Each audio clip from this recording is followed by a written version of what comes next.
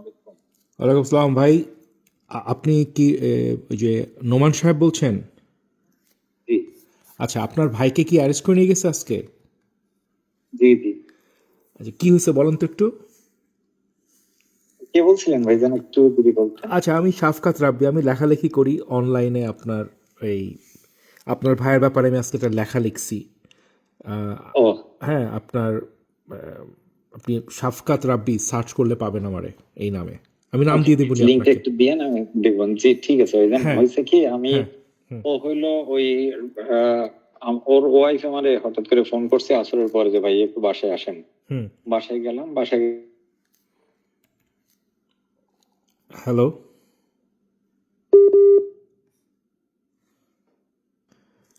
সালাম আলাইকুম। হ্যাঁ ভাই বলেন, তারপরে ওয়াইফ ফোন করে কি বললো?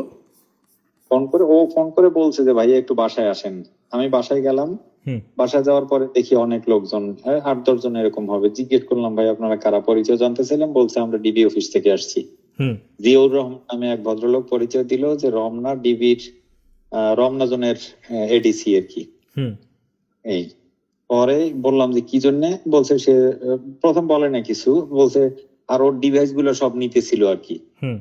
ল্যাপটপ, ট্যাব, এরপরে ফোন, ওর ওয়াইফের ফোনটাও নিয়ে গেছে, কম্পিউটার নিয়ে গেছে। এরপরে বলছে যে সে সোশ্যাল মিডিয়ায় ওই সরকারের বিরুদ্ধে লেখালেখি করে। এই পরে জিজ্ঞেস করলাম কোনো মামলা আছে, কোনো জবাবই দেয় নাই, চুপচাপ ছিল আর কি।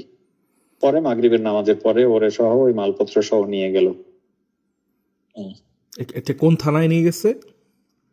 নাই, নাই, নাই, এখন আছি ডিবি হেডকোয়ার্টারে, ওই যে মিন্টু রোডে। এটা আপনি জানেন কিভাবে? জানি, আমি গেছিলাম। হুম, ওরা ওই যে ডিবির ওই যে ডিসি উনি ওইখানেই আছে, তাকে ফোনে আর পাই নাই। আমাকে আবার এনসিপির যে ওই ওদের ছাত্র সংগঠনের যে সভাপতি, হুম। ও ফোন কইরা জানাইলো যে ও ডিবি অফিসে কথা বলছে, তার ডিবি অফিসেই আছে, ওরা কনফার্ম করছে। আচ্ছা, আপনার ভাই কি এনসিপি করে? ও আসলে আগে শিবির করতো, হুম, কিন্তু এখন ওইরকম রাজনৈতিক ভাবে আহ কোনো কিছুই করে না।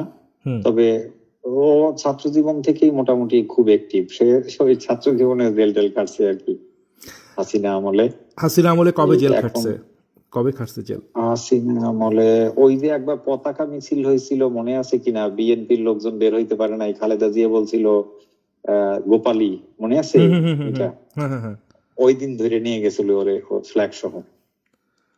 আচ্ছা, আচ্ছা, আচ্ছা, তারপরে কতদিন ছিল তখন জেলে? ও মাস 3 ছিল মনে হয়, যতটুকু মনে পড়ে আমার। আচ্ছা, আর আর জুলাইয়ের মামলা আগে? টামলা আছে ভাই, শুধুমাত্র ও না। হ্যাঁ। আমি হলো আদাবর থানার সেক্রেটারি ছিলাম জামাতের।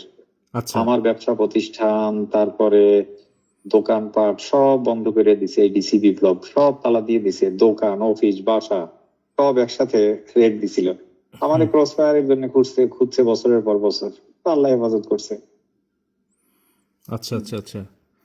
আপনারা ঢাকাতেই থাকেন? মামলাতে আপনার ঢাকাতেই থাকেন? আমি ঢাকাতেই থাকি।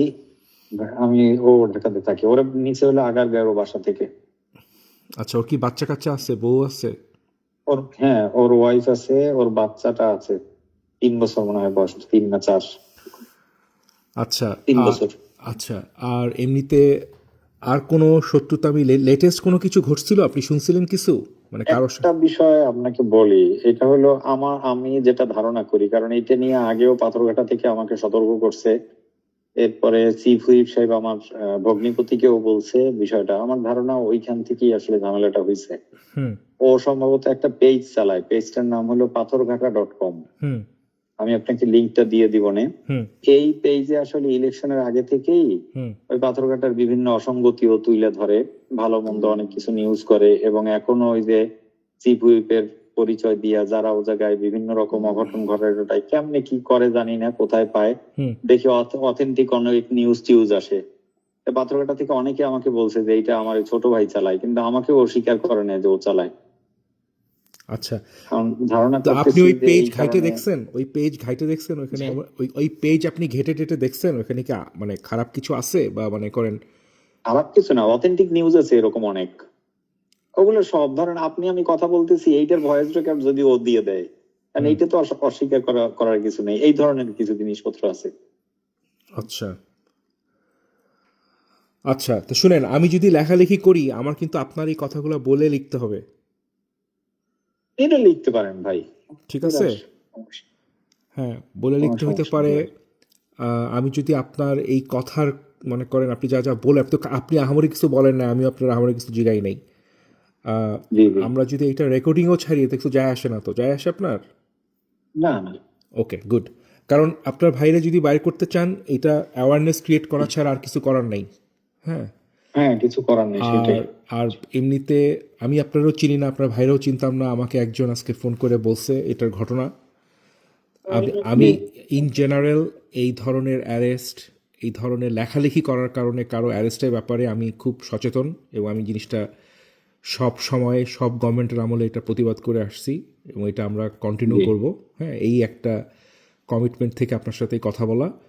তো আপনি আমাকে, জি, আমি আপনাকে আমার ফোন নাম্বারটা দিচ্ছি। আমি আহামরি কিছু করতে পারবো না, মানে এমন না যে আমার এই কথা শুনে কালকে রমনা থানা তাকে না ছাড়িয়ে না দেবে, তা বুঝতে না। পারছি, হ্যাঁ, বুঝতে পারছি। কিন্তু আমরা এই অ্যাওয়ারনেসটা ক্রিয়েট করব, যাতে করে জি জি, বাংলাদেশের কোনো সরকার কখনো মানুষকে কথা বলার কারণে, ও যদি পাথরঘাটা webcom.com কিছু লিখে থাকে, সেটার হুম। কি লিখছে সেটা নিয়ে তাকে মানহানি মামলা করা যেতে পারে, ক্ষতিপূরণের মামলা করা যেতে পারে, অনেক কিছুই করা যেতে না পারে। এটা আমি ধারণা হ্যাঁ, করতেছি যে এই হ্যাঁ, কারণে হইতে পারে, কারণ আমার এলাকায় দেখলাম যে ও অ্যারেস্ট হওয়ার পরে হুম। বিএনপির মধ্যে খুব আনন্দ চলতেছে আর কি, মানে খুব লেখালেখি, খুব খুশি তারা। আলহামদুলিল্লাহর বন্যা বয়ে যাইতেছে আর কি, বুঝছেন, যারা বিভিন্ন রকম আকাম সাকাম করে এদের মধ্যে। এই আচ্ছা, তো আমিও জানি না আসলে, ও আমাকেও স্বীকার করে নাই যে ও পাথরঘাটা.com এর সাথে আছে, কিন্তু অনেকে আচ্ছা, বলতেছে যে এইটা আছে ও এর সাথে। আপনি হ্যাঁ, যেভাবে পারেন ভাই লেখেন, ঠিক মানুষ আছে, জানা উচিত। রাইট, কারণ ঠিক আছে ভাই, কোথাও না কোথাও থেকে তো প্রতিবাদ হওয়া উচিত। রাইট, রাইট, রাইট, রাইট, হ্যাঁ, ঠিক আছে ভাই। ওকে ভাই, জি, আসসালামু আলাইকুম। আপনার পেজের একটু লিঙ্কটা দিয়েন হ্যাঁ, কষ্ট আমি করে আপনাকে ভাই। এখনই দিচ্ছি আপনার। হ্যাঁ, জি, আসসালামু আলাইকুম। জি ভাই, জি, আসসালামু আলাইকুম। আসসালামু আলাইকুম।